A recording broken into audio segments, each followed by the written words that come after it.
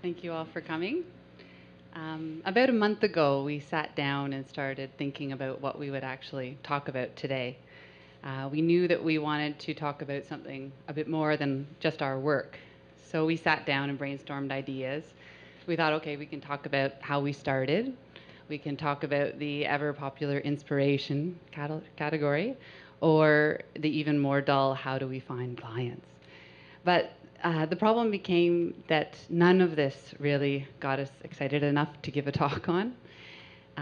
So we thought, well, geez, what do we actually care about? What's the point of what we do, and why do we do it?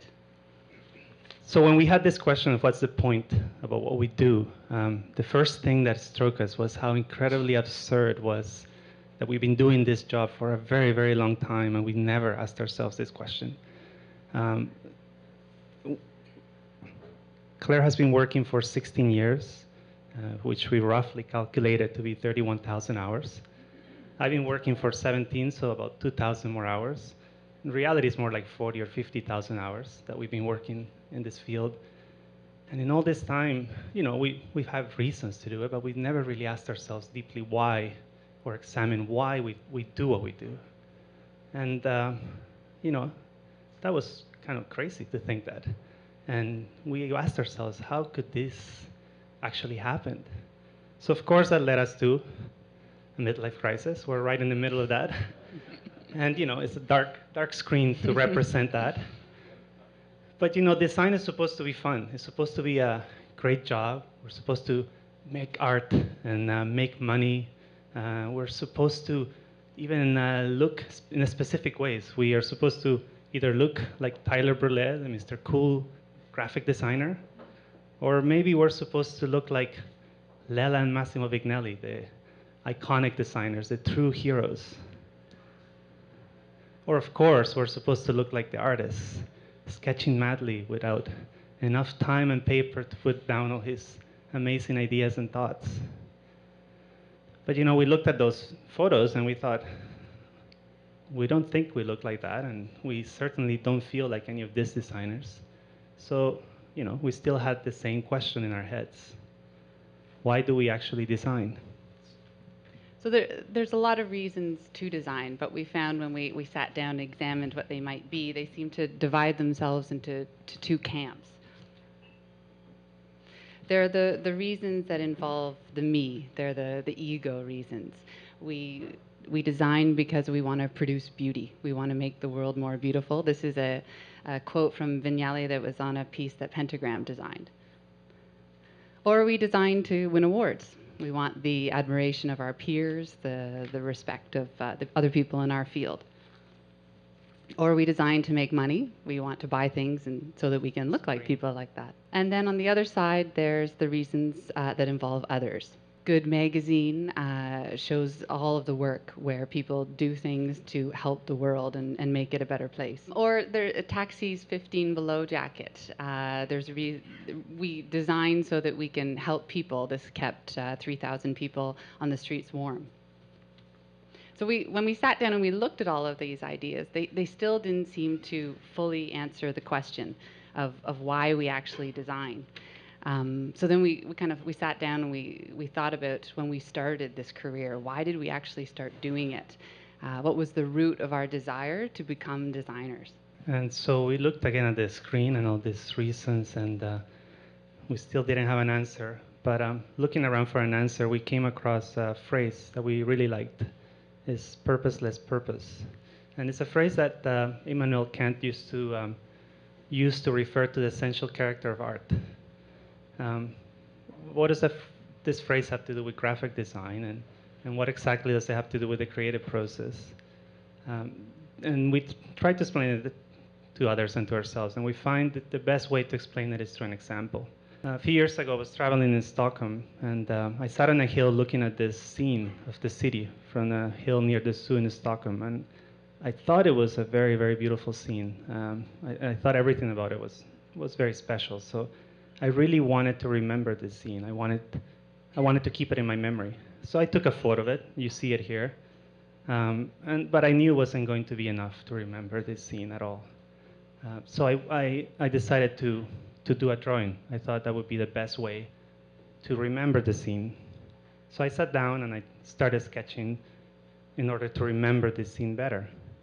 And while I was drawing this, 5 things actually happened.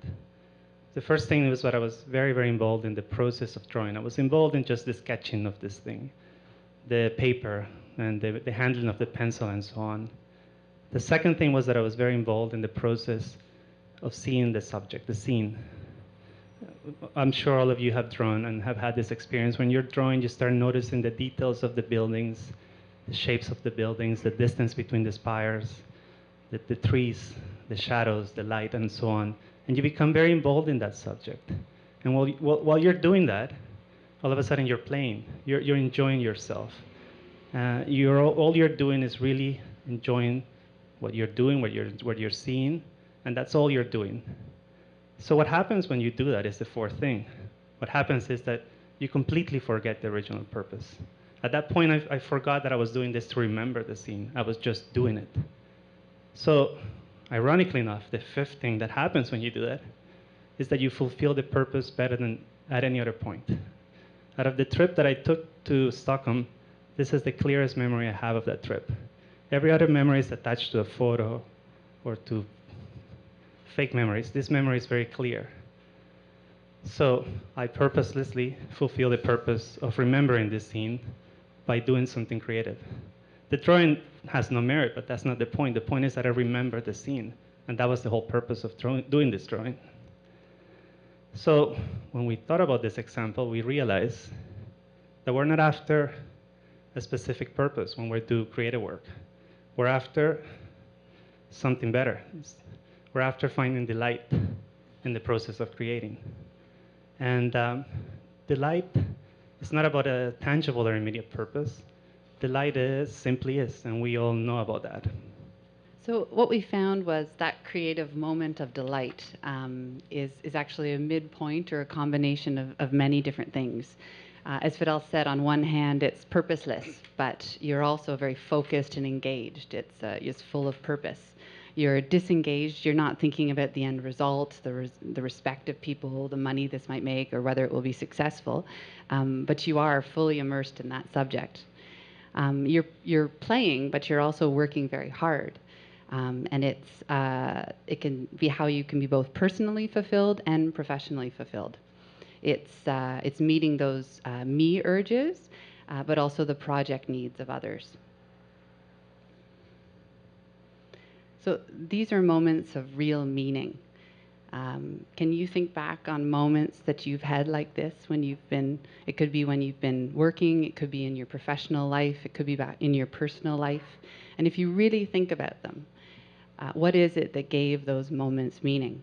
It isn't what happened afterwards. It's not that project might have won awards or it was successful. It was what happened in them, and it was the moment itself. So since we asked you the question, and we hope you think about it at some point in your lives, because it's kind of cool to think about that, we asked ourselves the same question. And it wasn't a simple question to ask ourselves. When have we had those moments in our professional life? There have been many projects we've been proud of or have liked or whatever, and the clients have liked. But where can we personally remember clearly, just as I explained in that example, remember clearly something that we have had those moments in our work? So we picked 3 examples from our work that we'll talk about, and we hope we can express when we felt those moments to you. The first is a project, one of the first we did as Underline, that we did for Interaccess. It's an electronic media arts center here in Queen West now. When we started working for them, they used to be on Richmond, 401 Richmond, and then this campaign we worked on for them was a campaign for a show, but also to announce the relocation of their gallery to Queen and Ossington. They had this title, "This Must Be the Place," and That's all they gave us, and we had to come up with a campaign online and print to announce the show and the new location. So Claire and I went away and started thinking of ideas, researching, and trying to come up with something interesting. And while we were working on this, we realized that we couldn't just show the space relocation. It was not enough. We had to show a time relocation of the gallery because their work they do is electronic and video based. So it was so clear once we came up with the idea. And what we did is we did a series of posters. Here you see RGB posters. And the posters had these empty squares in them where the volunteers would scribble down the numbers of the distance in time from where the posters were to the gallery, distance in time walking. That's what we decided it would do. So you see here the numbers diminishing because you'll be walking that way to the gallery. So the posters were put around the city with different time locations around to tell people how far the way in time to the new space. And then the website, you could key in your postal code. And again, it would tell you how far in time from your postal code you were to the gallery. Again, this is a clear memory of us working, coming up with ideas, and knowing this was the right answer. It was a very clear moment of that. The second example is a prefix photo. We've been, this issue in particular 15, we've been working on prefix photo for many years now in collaboration with the prefix editor Scott McLeod. But we picked this issue in particular for many reasons. But one is that we clearly remember being very engaged in the content. The essays and the portfolios were extremely interesting. The work in the issue was very interesting. And second, that we were very engaged and everything seemed to flow seamlessly. Everything, the portfolios, the layouts, everything just worked. And while we were doing it, we were not thinking about awards or anything. We were just really enjoying doing this magazine and this issue. But looking back on it, it's interesting because we think it's been one of the most successful issues we've done with this magazine. But it's just looking back at it and we're realizing how connected we were to the project itself at the time. This is a poster we did for the Toronto illustrator Ben Weeks. Emily Chu, sitting right here, was the designer on it. And we clearly, again, remember it being a moment of collaboration. We sat around a table with Emily, with Ben, and talked about what this poster needed to be. Ben wanted to send out a self-promo, and as we talked things through with him, we found out he had this extensive mailing list of, it was a who's who of graphic designers and art directors in the world. If you know Ben, you'll know that he has this great love of design. He knows as much, if not probably more, about design than we do. So it really is a passion for him. So we came up with this idea for him to illustrate his loves. So his loves are, silkscreen, coffee, but they're also all of his design loves. They're Swiss Miss, the creator of these events, the Times Magazine, amongst many other things. So you'll see the work of a lot of designers on this poster. So when the poster was sent, he would circle in red the work of the recipient's name on the one side and then sort of write the recipient's name on the other. So when they received it, it said, Ben Weeks has many loves, including you, and your name is there. So it's a really nice connection with the person who's receiving it. And you can see here that even the typography is full of love. That's some of the work when we thought back on our history is a result of these moments. But of course, there are lots of other moments that you have like this when you look at the work of others. This is a list of just some of the people who we find produce work that has really moved us.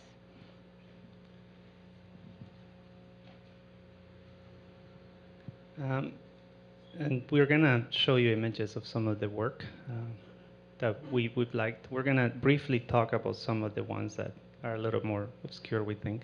But we'll just run through them because some of them are just something you just need to look at and experience.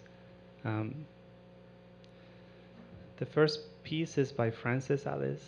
We're fans of his work, but this is his most famous piece, and it's called When Faith Moves Mountains. It's actually a video piece, but we just show some stills here. And what he did is him and a team of 500 volunteers moved an entire mountain, a 1,600-foot sand dune outside of Lima, Peru, was moved by hand with shovels a distance of about 4 inches. And Francis has a saying about his work. He says, something's making something leads to nothing, something making nothing leads to something, which I think says a lot about purposeless purpose and about this piece. This is a piece by Janet Cardiff, and it's installed here in the Rideau Chapel in the National Gallery of Canada. And what she did was she recorded the voices of 40 different choral singers. So if you move into the center of the space, you can hear the choir all come together. But if you move throughout the room and get closer to individual speakers, you hear the individual voices. And she talks about it also in a beautiful way. She describes it as the viewer being able to actually climb inside the music and hear it in a way you wouldn't normally be able to. This piece is by Oscar Munoz. It's a video piece too, and it's actually this is a very touching piece. He did portraits of newspaper clippings of the disappeared in the Civil War in Colombia, but he draws them with water on pavement. So, and then he films the act of drawing them with water on pavement in real time. And because in Colombia, and especially where he drew them, is very hot, as he's drawing them, the sun is hitting the water, and they're disappearing as they've disappeared in reality. So, it's a homage, and it's not much more to say about it. It's a great piece. This is the Sarajevo Red Line, and it was done to commemorate the 20th anniversary of the Bosnian War. So each red chair represents the 11,500 men, women, and children that were killed during the siege on the city. And you can see the passersby walking along. These chairs were lining the streets of Sarajevo, and it was very moving. Heatherwick Studio designed a bridge that needed to span a canal in London, and it needed to allow boats by on a daily basis. So they made the movement of the bridge extraordinary. Instead of it being a typical bridge that kind of stays in one straight line, as you see on the left, it does that and allows the pedestrians to go through, but then when the boats come through, it curls into itself and becomes a circular structure. And the last piece is by Olafur Eliasson. This is the weather project done at the Tate Modern Turbine in 2003. And it's a trickery. It's done with 18,000 watts of light bulbs and mist, so to kind of represent the sun. It was a mockery to British obsession with weather initially, but it became an amazing piece. He also put mirrors all over the top of the turbine. So everybody in the city ended up hanging out there to see their shadows on the top. But all of a sudden, everybody started also bringing picnic baskets because there's no sun in London usually. It's a gray city. So it just became a hangout place. 2 million visitors visited the Tate Modern during that time, and it just filled the void in a city without sun, which is an amazing idea. So what's the point of all of this? It doesn't, it's not the final answer, but what it does do is it gives us a platform. We can stop looking for ready-made answers. We can go beyond the ordinary. We can keep developing what's inside ourselves, and it allows us those moments to feel fully alive.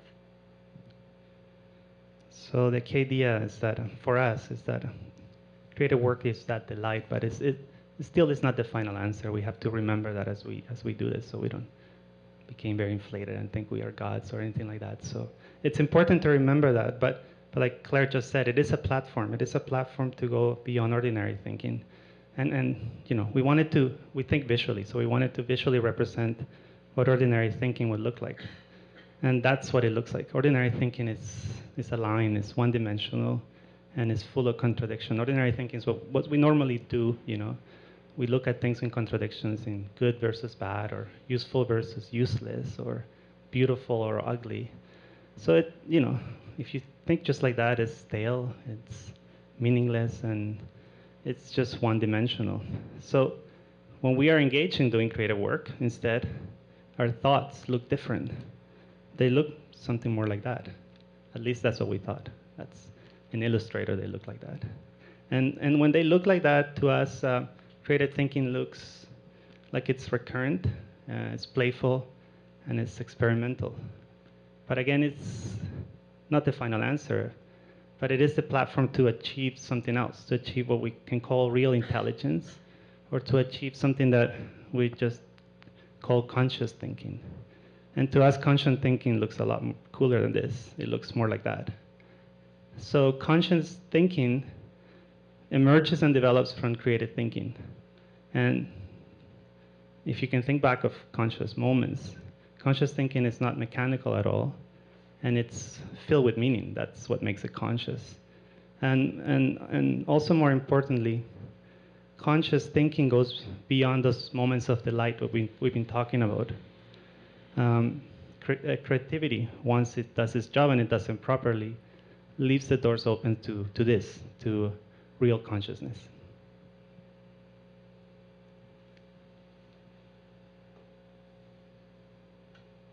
And for us, this explains what is the point of what we do. Thank you.